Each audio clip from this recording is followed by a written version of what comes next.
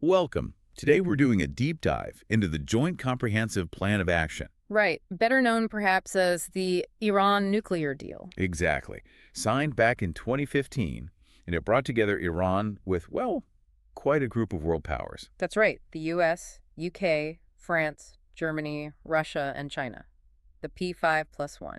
Our mission today really is to unpack what this deal actually involved, why it was initially seen as such a major diplomatic achievement. And also, importantly, why it stirred up so much controversy, too. Okay, let's get into it. Well, what's really fascinating here is understanding the complex sort of give and take, what defined this moment. So on one side, you had Iran making these very specific, verifiable commitments. Like what specifically? Like capping their uranium enrichment, very precisely at 3.67%. Okay.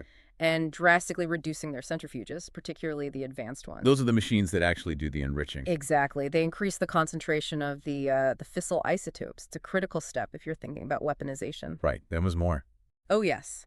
Allowing quite intrusive inspections by the International Atomic Energy Agency, the IAEA. Okay, so that's what Iran gave up, essentially. What did they get in return? Significant economic sanctions relief. That was the main thing. So this wasn't just, another standard treaty then? No, not at all. It was pretty groundbreaking. The design was very specific. Extend Iran's breakout time. Which is the theoretical time needed to produce enough weapons-grade material for a bomb. The goal was to make that time much, much longer.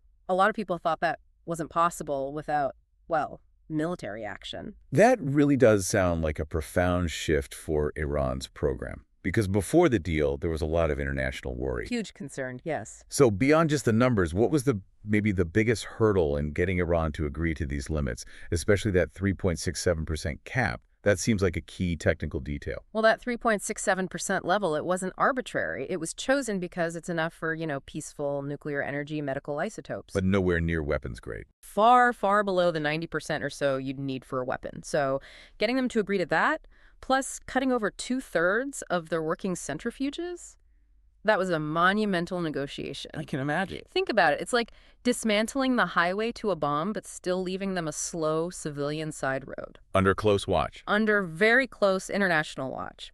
The political will needed on all sides to bridge that gap in trust, especially about something as sensitive as a nation's sovereign nuclear program. It was immense. It wasn't just limiting capability, it sounds like. It was about changing their trajectory, really. And those international eyes you mentioned, the IAEA inspections, verification is always, well, absolutely critical in these kinds of deals. The absolute linchpin. How did the IAEA's role under the JCPOA differ from maybe their standard work? What made this access so crucial?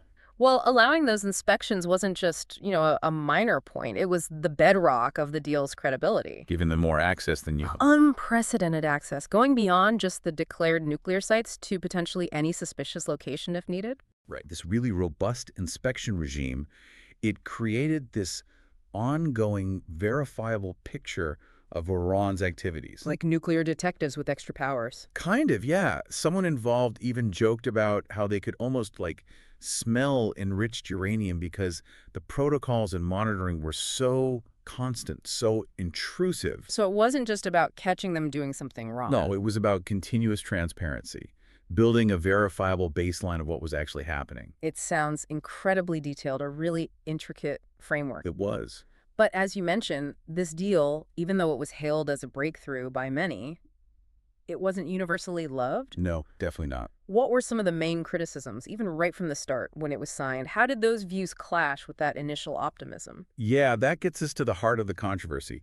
Critics, both, inside and outside the P5+1 countries, had some serious concerns. Like what? A big one centered on the deal's sunset clauses. Meaning parts of it expired. Exactly. Provisions that would gradually lift some restrictions on Iran's program after, say, 10 or 15 years. Critics argued this didn't permanently stop Iran's ambitions, it just delayed them. Okay, so longevity was a concern. Anything else? Others questioned the scope of the inspections, claiming there were still potential loopholes. Or they were just skeptical about Iran's long-term intentions, believing the sanctions relief would just, funnel money to the regime for other activities. So they saw it as more of a pause button than a stop button? Pretty much. A temporary pause, not a definitive solution. And they worried about regional stability, even with the nuclear limits in place. And how did that stack up against the view of the proponents? Well, they saw it very differently. For them, it was the best possible path, realistically, to prevent Iran getting a bomb without resorting to war. A pragmatic choice, really, given the alternatives on the table at the time. So quite a contrast. On one hand, you've got this robust mechanism designed to prevent immediate weaponization, Right, with the enrichment caps, the centrifuge reductions, those crucial IAEA inspections. all in exchange for lifting those heavy economic sanctions. And it really was hailed as a major diplomatic win at the time. It certainly was. But then on the other hand, these deep concerns about whether it would last, the sunset clauses, its broader impact. Exactly. Critics pointing to what they saw as its inherent limitations.